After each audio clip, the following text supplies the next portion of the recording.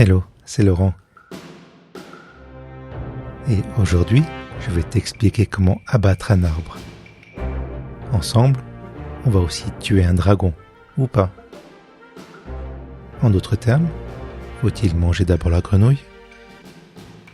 Et on va apprendre comment un certain mouvement de la tête peut aider notre productivité. Finalement, tu sauras comment faire disparaître certaines choses grâce à un pouvoir que tu as en toi. Maintenant, tu dois te dire que j'ai perdu la tête.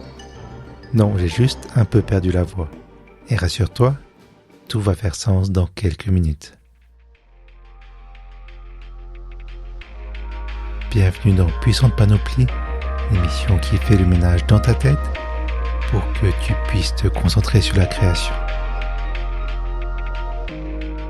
Il faut bien de l'air, de la légèreté et de la distance pour s'attaquer à une liste de tâches. Car oui, c'est le sujet du jour. Oui, encore. Cette fois, je te propose quelques pistes pour prendre du recul et en même temps prendre le contrôle. Cela va probablement semer le doute en toi, mais je ne suis pas dans ta tête, juste dans tes oreilles, et je ne sais pas comment tu fonctionnes. Alors jetons-nous dans quelques expériences. La question qui revient souvent, c'est par quelle tâche commencer ?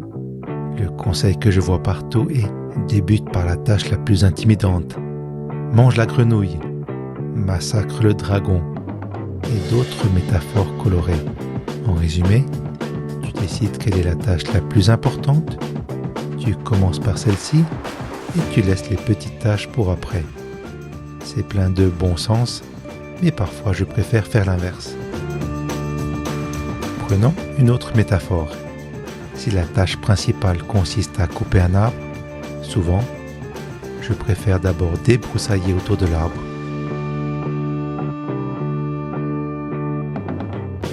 Dans un second temps, je peux me concentrer sur l'abattage de l'arbre en ayant plus de place et de liberté de mouvement. Suivant les cas et le temps à disposition, on peut s'attaquer aux petites tâches ou à la grande tâche d'abord. Les deux méthodes se valent.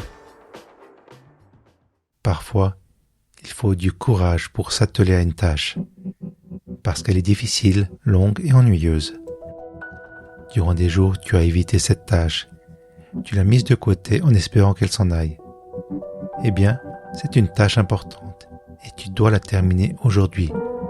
Mieux, et si chaque jour, tu te donnais comme mission d'enfin achever une tâche que tu ne voulais pas voir.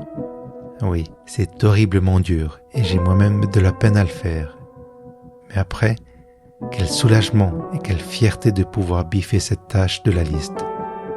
D'ailleurs, en parlant de ta liste, tu ne trouves pas qu'elle est trop longue ? Qu'il y a trop de choses ? Alors va à l'essentiel, ce qui compte absolument. Chaque jour, efface la tâche la moins importante et tu gagneras de l'espace. En fait, l'autre raison qui fait que ta liste est interminable, c'est que tu ne dis pas assez souvent non. Je suis à moitié asiatique et cette moitié de moi a envie de dire toujours oui. Oui par gourmandise, oui par curiosité, oui par envie. Surtout, et malheureusement, oui pour ne pas décevoir. Oui pour ne pas fâcher les gens. Alors j'ai le pouvoir. Tu as le pouvoir de dire non. Et au moins une fois par jour, allons contre notre nature et disons non. Non, ce n'est pas une priorité.